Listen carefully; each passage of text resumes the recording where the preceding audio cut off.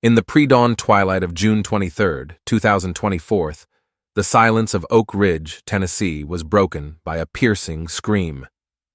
The clock on the old water tower overlooking the town read 5 o'clock and 32 minutes in the morning when Emily Chen, 30 years of age, discovered the breathless body of her husband, Adrian Chen, in their Sweet Adam Bakery at 17 Main Street. Oak Ridge, once a secret city created as part of the Manhattan Project, had over the decades become a quiet country town of about 32,000 people. The town prided itself on its Museum of Science and Energy and its annual Apple Pie Festival.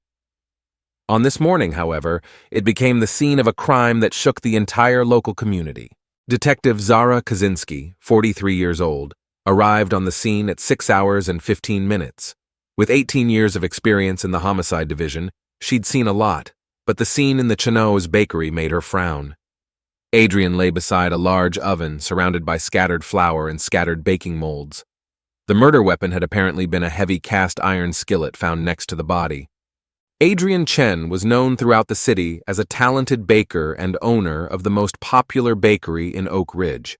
In his 34 years, he had already won several awards at regional baking competitions and was planning to expand his business. His signature apple caramel pie was a legend, and the line for fresh-baked goods every morning stretched for an entire block. Looking around the crime scene, Zara noticed a few key details. First, there were 2 unfinished glasses of lemonade on the table. Second, the cash register was open and empty. Third, the remains of some papers smoldered in the trash can, which looked like they had tried to burn in a hurry. The medical examiner, Dr. Yasmin Al-Fahim, conducted a preliminary examination of the body. She determined that the death occurred between 23 hours and 30 minutes on June 22nd and 1 o'clock in the morning of June 23rd. The cause of death was a severe blow to the head, probably with the same cast-iron frying pan. While forensics collected evidence, Zara began interviewing witnesses. The owners of the neighboring store, the Nowakowski family, said they heard a loud argument coming from the bakery around 22 o'clock. They did not pay much attention to it because they knew of Adrian's busy schedule and frequent disagreements with his wife about expanding the business. Emily Chen, the victim's wife, was in a state of shock. She claimed to have spent the night at her mother's, Veronica Stern, after another argument with her husband. When she returned to the bakery early in the morning to begin preparing the dough for the morning's baking, she discovered Adrian's body and immediately called the police.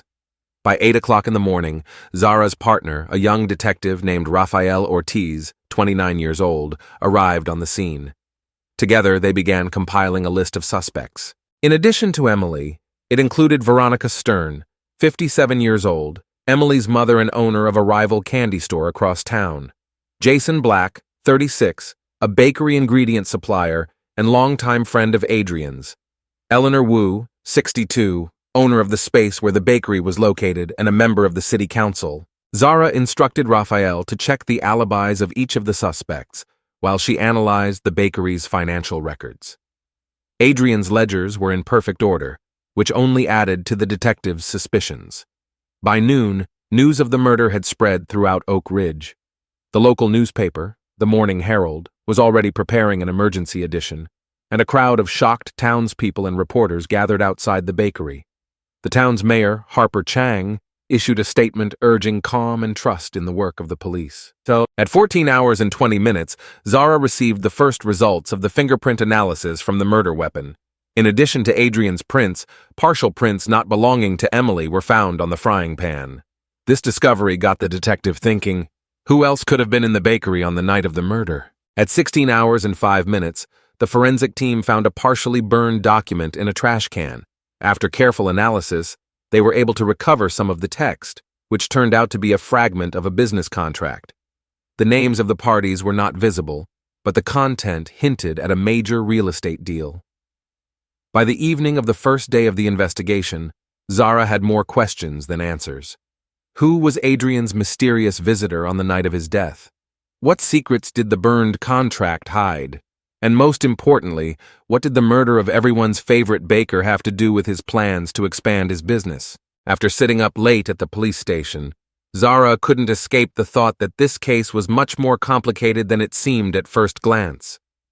She felt that behind the facade of a cozy bakery and the aroma of freshly baked goods lurked secrets that could change the fate of not only the Chen family, but the entire Oak Ridge. With these thoughts in mind, Detective Kaczynski prepared for a long and complicated investigation that promised to test not only her professional skills, but also her perceptions of how well she knew her hometown. The morning of June 24, 2024 was overcast, as if nature itself was mourning Adrian Chen. Detective Zara Kaczynski arrived at the Oak Ridge police station at 7 o'clock, sharp in the morning, preparing for a long day of questioning. First to appear for questioning was Emily Chen, Adrian's widow. At 8 hours and 15 minutes, she entered the interrogation room looking exhausted and depressed. Emily, 30 years old, worked as a teacher at the local elementary school. Her marriage to Adrian seemed perfect, but behind the facade there were serious disagreements. When questioned, it was revealed that Emily insisted on expanding the business, while Adrian wanted to keep the bakery small and cozy. Their last fight, according to Emily, was over this very issue. She claimed to have spent the night of the murder at her mother's house, but her alibi was shaky. Her mother was asleep and could not confirm the exact time of her daughter's arrival. At 10 o'clock sharp, Veronica Stern, Emily's mother and owner of a rival candy store, Sweet Memories, arrived at the station. The 57-year-old woman held her dignity, but there was concern in her eyes.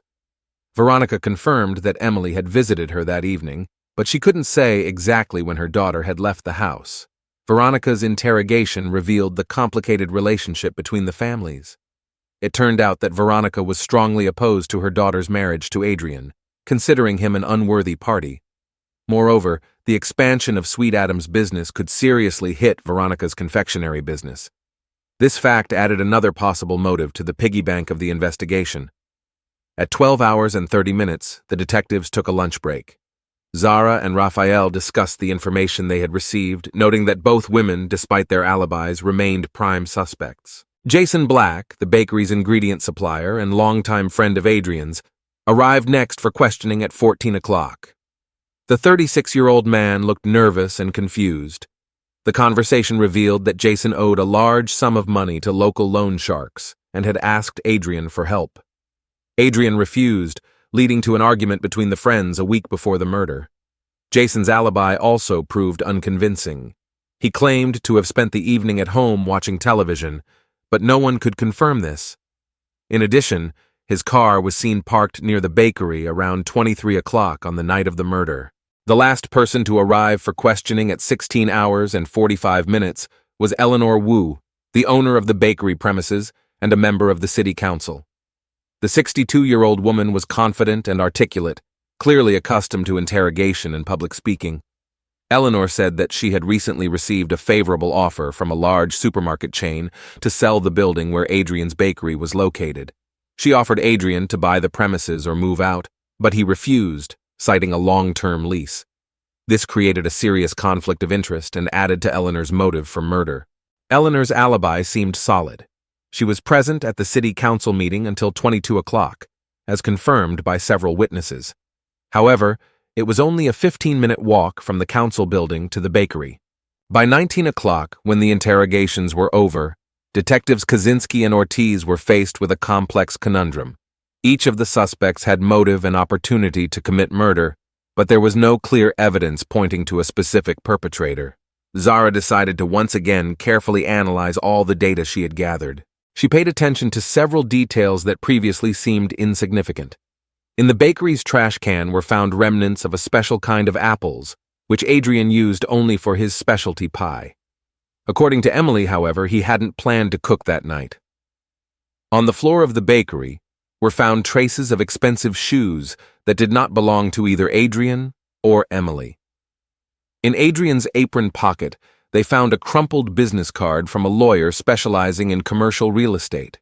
These details hinted that Adrian had a visitor on the night of the murder, possibly related to his plans to expand his business or to Eleanor's offer to sell the premises. At 21 hours and 30 minutes into the workday, Zara shared her observations with Raphael. They decided the next day to check the financial records of all the suspects and to talk to the lawyer whose business card had been found in Adrian's possession.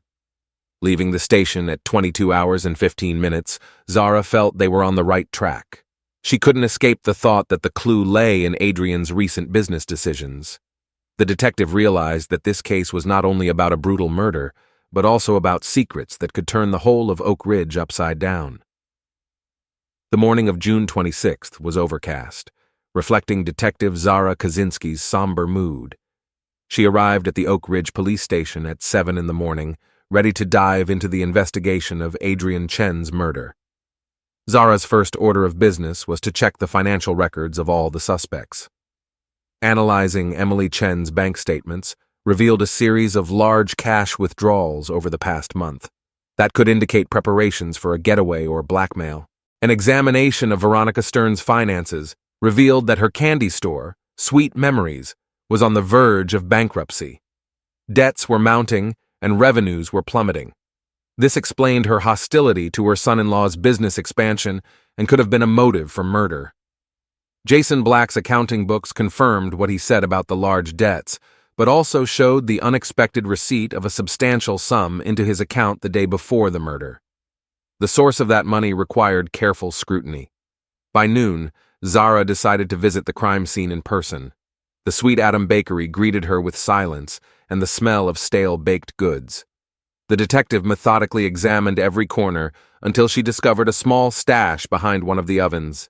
Inside was a flash drive, an unexpected find that could be a clue. Back at the station, Zara immediately handed the flash drive to the experts for analysis. While the experts were working, she decided to talk to the lawyer whose business card had been found on Adrian. Mark Goldman, a commercial real estate lawyer, confirmed that he had met with Adrian a few days before his death. It appeared that the deceased baker was consulting on the purchase of the building that housed the bakery. This contradicted Eleanor W.'s testimony about Adrian's reluctance to buy the premises. On the evening of the same day, the results of the analysis of the flash drive came back, which was a real breakthrough in the investigation. It revealed financial documents showing Adrian's secret negotiations with a major bakery chain to sell the recipe for his famous apple pie. The amount of the deal was impressive and could explain the sudden improvement in Jason Black's financial situation. This information caused Zara to reconsider the motives of all the suspects.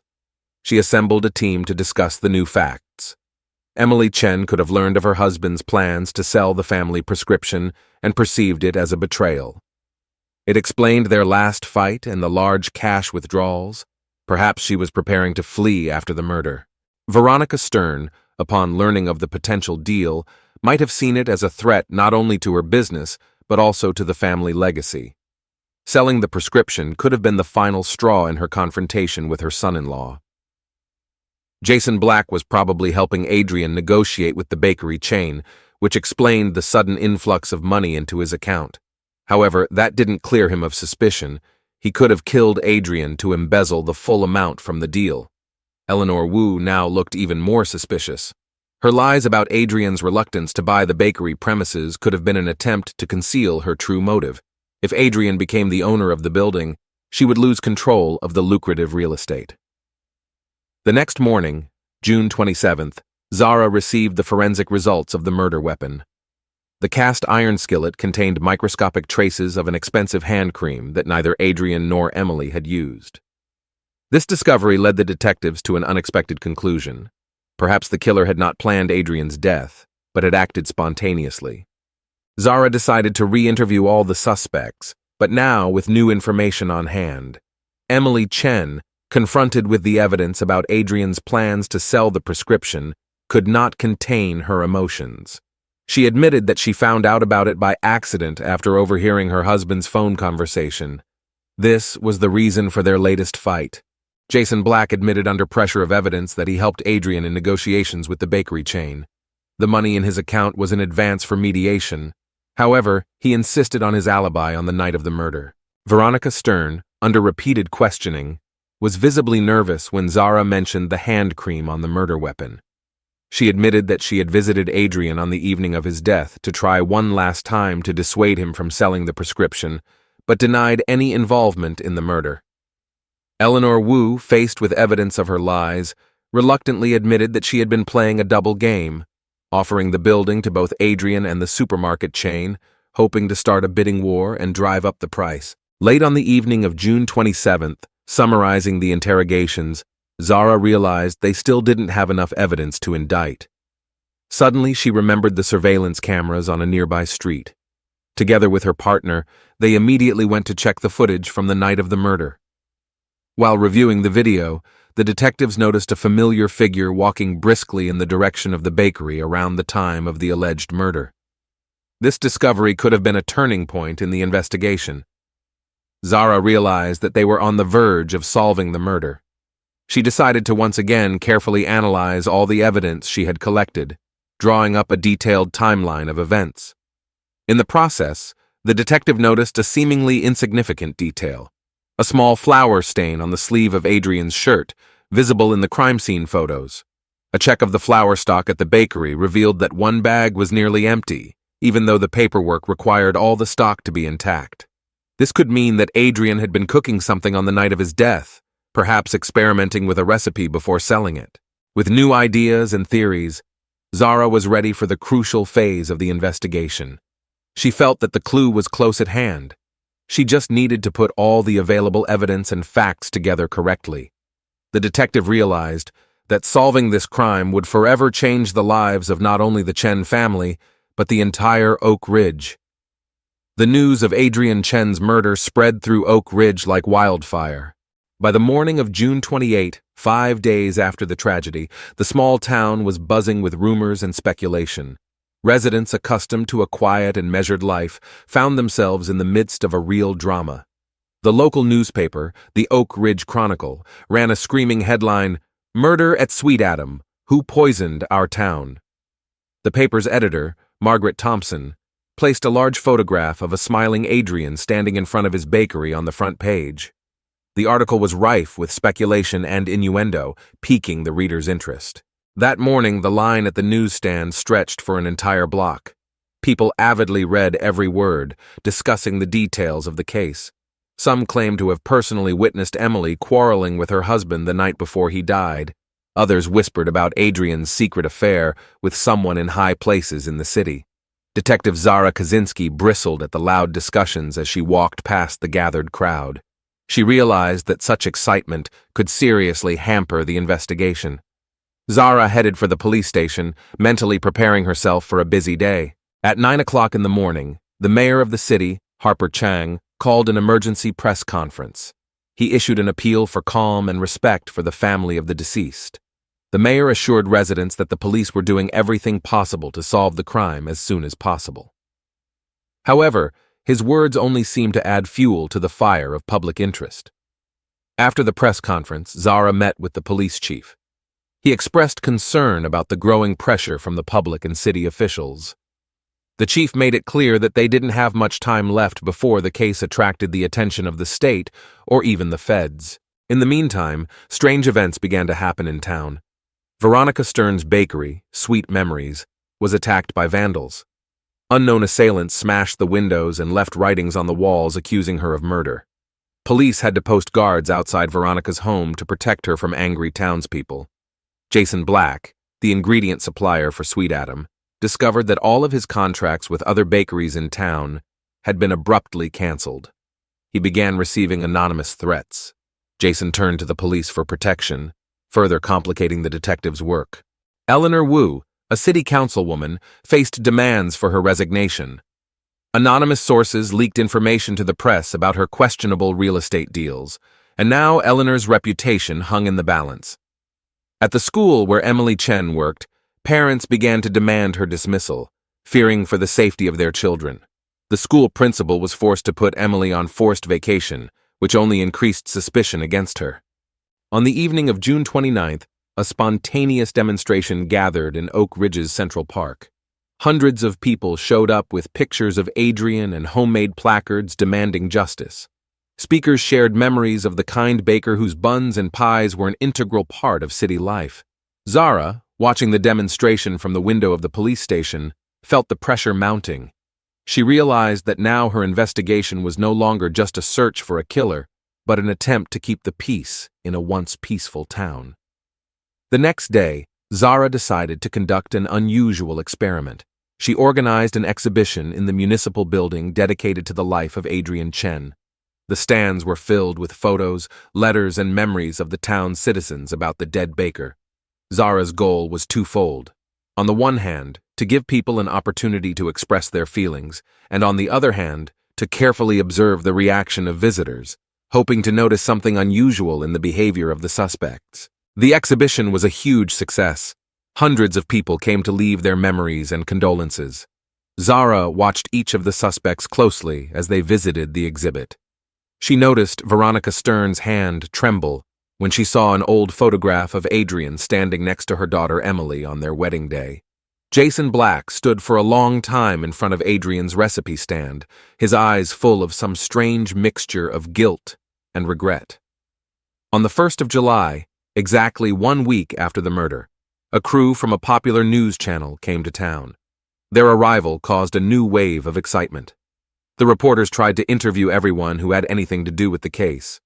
Zara was forced to give brief comments, carefully choosing each word so as not to harm the investigation. That same evening, a special report on the life of Oak Ridge and the murder of Adrian Chen was aired. The reporters colorfully described the contrast between the idyllic life of the small town and the brutal crime that had rocked it.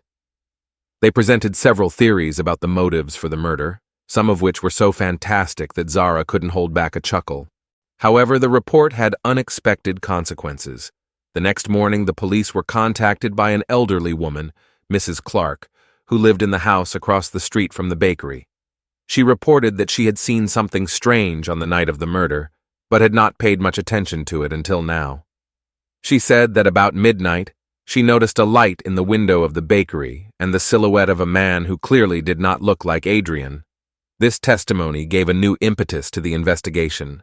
Zara immediately organized a re-interview of all the residents of the neighboring houses, hoping to find anyone else who might have seen or heard something on that fateful night.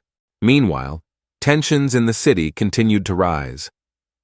On the 3rd of July, on the eve of Independence Day, the city council met in an emergency session. They discussed canceling the city's traditional festival because of the mourning for Hadrian and the tense situation in the city. After a heated debate, it was decided to hold the festival, but change its format to emphasize community unity in the face of tragedy. Zara realized that the upcoming festival could be a key moment in the investigation.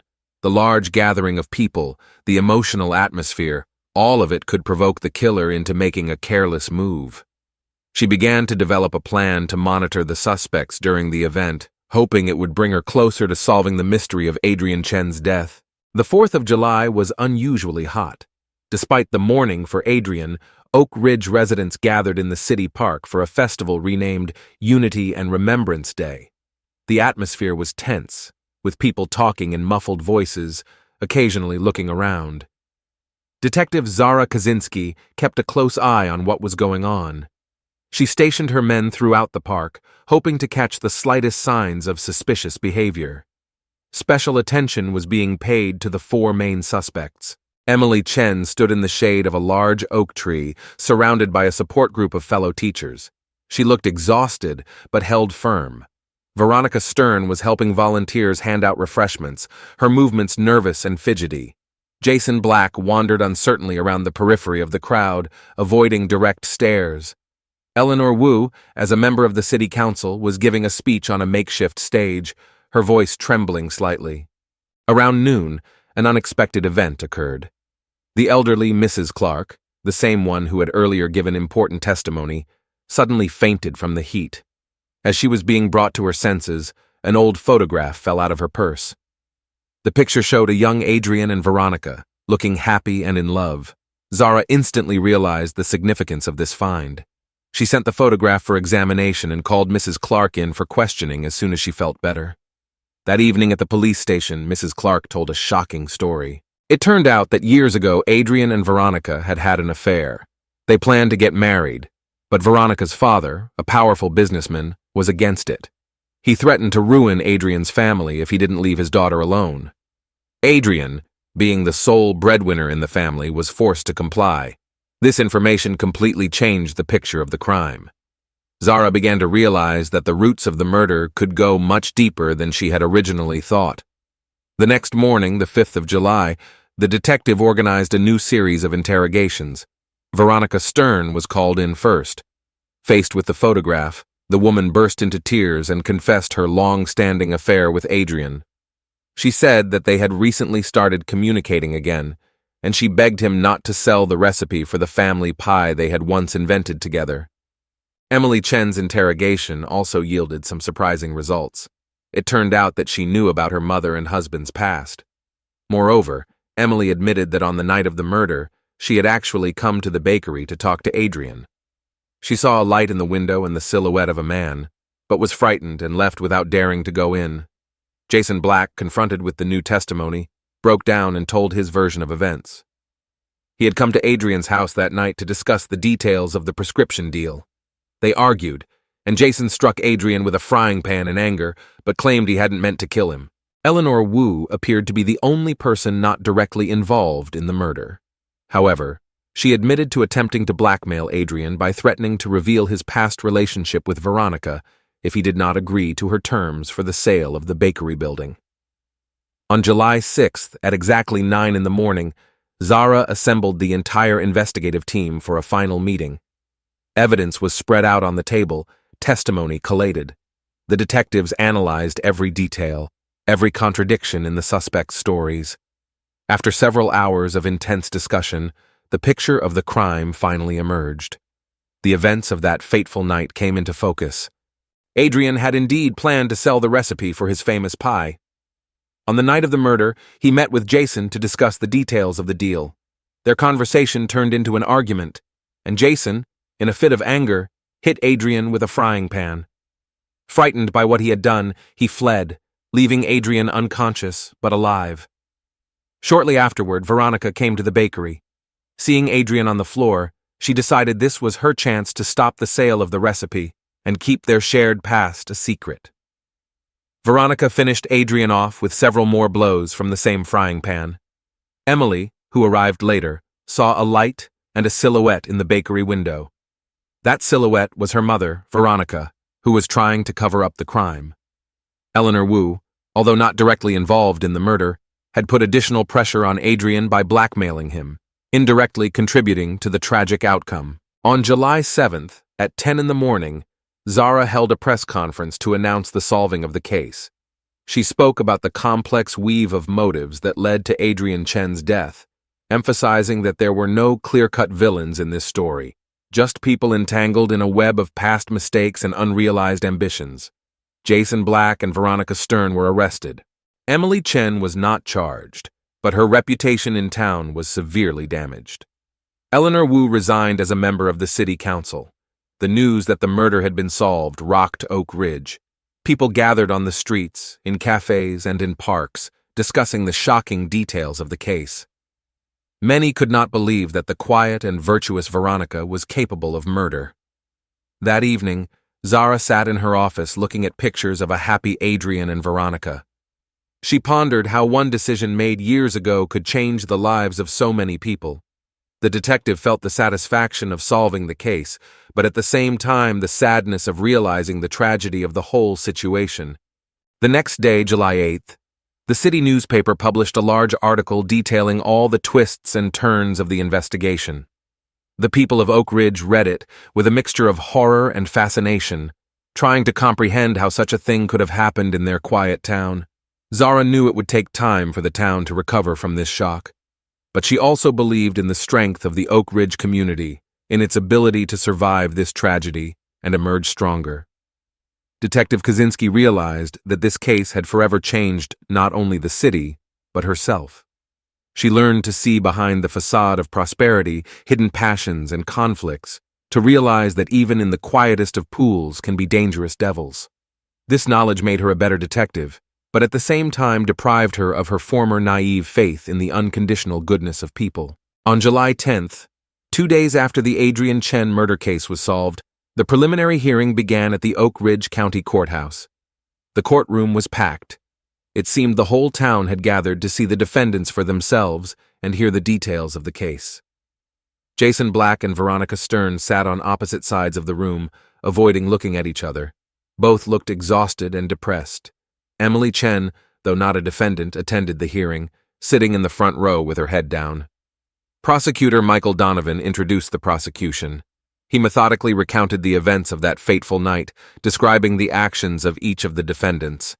Jason Black was charged with manslaughter and leaving a person in danger. Veronica Stern was charged with second-degree premeditated murder. Attorneys for the defendants tried to build a defense on their client's emotional state. They talked about the pressure of circumstances, the unintentional nature of Jason's actions, and Veronica's state of affect. The hearing lasted into the late afternoon. Judge Harris, after hearing all sides, set a trial start date of August 15th, giving both sides time to prepare. As she left the courthouse, Detective Zara Kaczynski was confronted by a throng of reporters. Camera flashes and a hail of questions rained down on her, but she confined herself to a brief comment that justice should be done in the courtroom, not in the pages of the newspapers. In the weeks that followed, life in Oak Ridge slowly returned to normal, but the town was no longer the same. Sweet Adam Bakery remained closed, becoming a place of pilgrimage for locals and visitors alike. People left flowers and notes, remembering Adrian's kind smile and his delicious pies. On July 20th, the city council held an emergency meeting to discuss the future of the bakery. After much debate, it was decided to turn Sweet Adam into a memorial cafe that would serve baked goods based on Adrian's recipes, with all proceeds going to charity. Emily Chen, despite the lack of charges, faced condemnation from the community. On August 5th, she tendered her resignation from the school and announced her decision to leave Oak Ridge. Her departure, scheduled for the end of the month, caused mixed feelings among the townspeople. Some sympathized with her, others felt she deserved punishment for not telling the truth sooner. On August 15th, at precisely 9 a.m, the trial of Jason Black and Veronica Stern began. The courtroom was packed, and a huge crowd gathered in front of the building. Local radio was broadcasting the proceedings live.